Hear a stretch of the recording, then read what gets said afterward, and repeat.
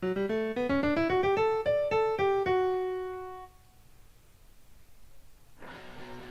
everybody, I'm Kohei.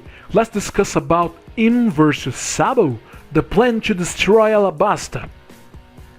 In chapter 908, we see Im. Im is the king or queen who sits on the empty throne. I'll refer to him as her to make it easy from now on, and next you'll see why. The Gorosei is kneeling before her. This represents that the greatest authority in the world is without a doubt Im. So let's talk about Im, her target, and what's gonna happen. Part 1. All about Im. Im's name has many inspirations. Let's look at some of them. Imu, her name in the original, in Japanese. Buddha, the kanji for Buddha, is very similar to Imu in hiragana, as if it were compressed. Adam and Eve. Imu is written with the first character of Eve, Ibu, and the last of Adam, Adamu. Ymir, father of the race of giants in Norse mythology. Teshub, god of the sky, thunder, and storms. It is called Im in Sumerian culture, which adopts the letter D superscribed before the name of the deity. Its counterpart in Greek mythology is the god Uranus. C. Imu written backwards spells Umi, the Japanese word for sea. With that, Oda possibly intends to build Im as a character who has a lot of knowledge and wisdom, referring to Buddha, has the power to generate or control beings like the giants, referring to Ymir, is the origin of the races themselves, referring to Adam and Eve. Is probably a female, since Eve comes before Adam in Im's name. Reigns over the skies as a goddess, with power and a possible past tied to the D, referring to Teshub, Uranus. Controls the seas, referring to her name backwards. There's another reference to him that's showed through Kuma. When he was a kid, Kuma is seen carrying a book with the name Ninnokin on it. It refers to Ninomiya Somtoku, an important example in Japan of a man known by his hard work and knowledge, and very often used to inspire students. After becoming a cyborg, Kuma carries now the book we all know, a Bible. Obviously, it's not the Christian Bible. It has the image of a woman in the front cover and a symbol, the same one he has on his outfit in the back cover. The woman represents Im because she is the goddess that nobody knows it's alive. The symbol represents the convergence of the four seas into a center, which is the Holy Land of Mary Joys. Overall, this shows Kuma's allegiance to the world government and to the hidden queen of the world. Kuma's Bible is inspired by the Christian Bible. I believe Mary Joyce and Im are too. The Holy Land resembles the Vatican, and Im has a similar vibe of a pope, a human worshipped as a god. But above it all, Jesus is the reason of Christianity religion. Jesus sacrificed himself for humanity. Maybe somebody else sacrificed himself for the world in one piece.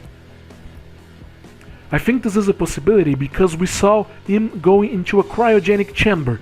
She was carrying Luffy's bounty poster, and before lifting her head up to see the giant straw hat, she looked at Luffy's straw hat first, as if to confirm if they were equals.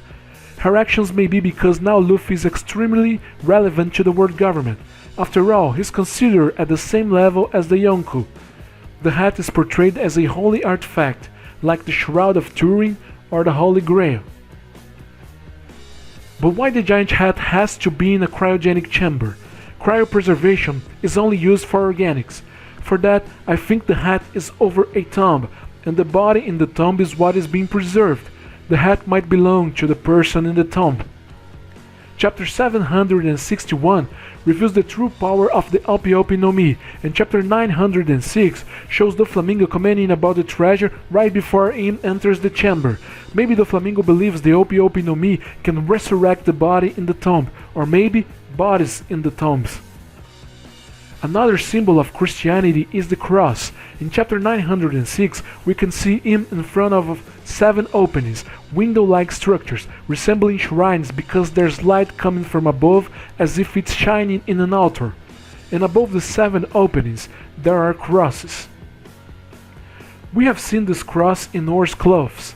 It's almost like a skirt, but considering Norse was found dead in the ice lands, we can assume this is what's left from his clothes because it's ripped. And Oda kept the cross for us to see. If Im is related to giants as Ymir reference shows, we can imagine that she once controlled Or's race. Makes me wonder why Ars ran away to such a horrible death, and what exactly the world government was trying to do in Punkhazar. Last, 7 authors match the 7D families: Monkey, Portuguese, Gull, Marshall, Jaguar, Trafalgar, and Rocks. Would Im be a D too? Part 2. The Target. Before going to the throne, we can see him in the flower garden and some pictures on the floor, some of which are cut or pierced by a sword. These photos are of the following people: Luffy, the person most involved in situations that hinder the world government, and AD. Blackbeard, the biggest threat to the world post-war, with its 2 devil fruits, and he is also AD. Shirahoshi, the ancient weapon Poseidon. Vivi. What can we say about her that compares to the previous ones? There is nothing confirmed about the threat that Vivi poses, but it is worth remembering that Pluton was searched in her homeland. Its real location is unknown, but we do know that Alabasta is linked to Pluton.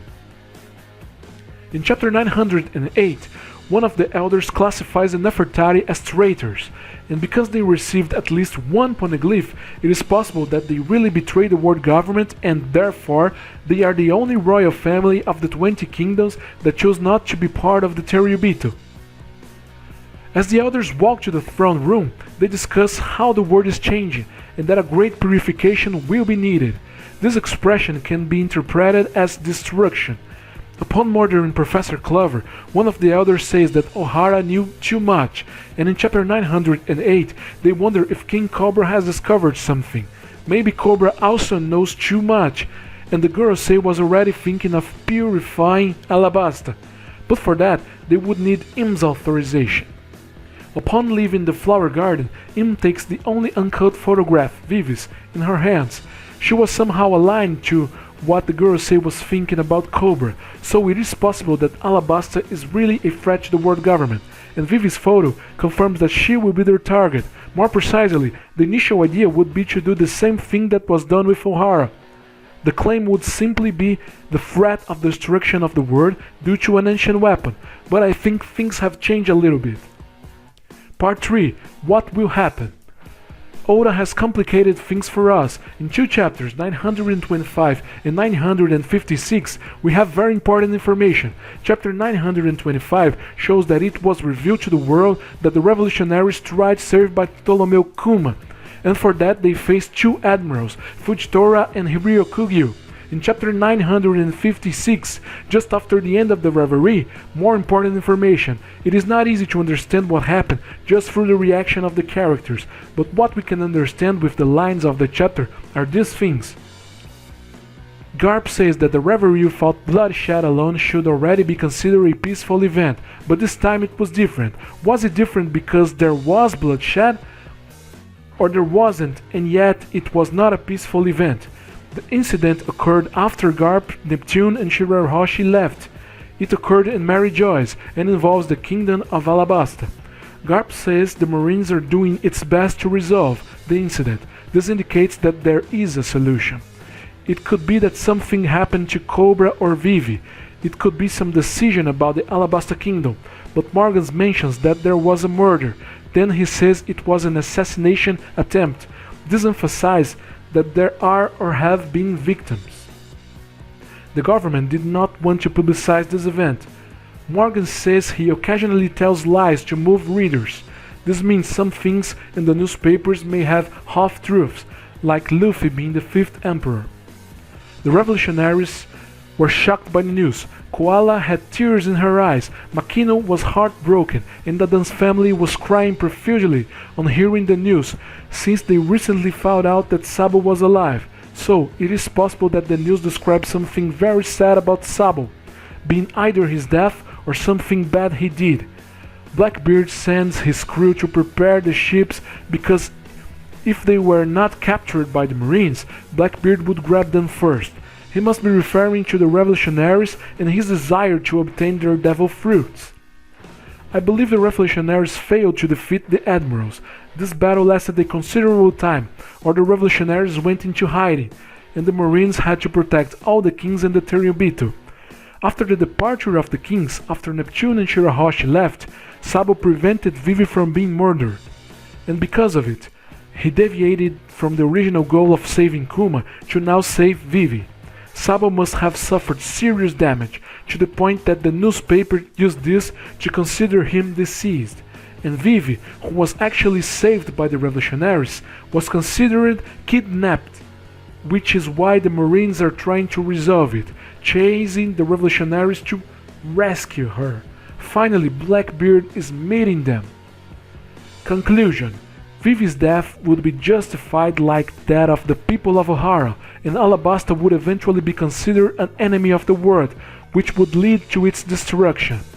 With Vivi saved from him, something more will be needed to accuse Alabasta of betrayal, and perhaps the union of the Nefertari and the revolutionaries will eventually result in this. Well guys, that's it for now. I really wanna know what you guys think of this theory. Thanks for watching and see ya!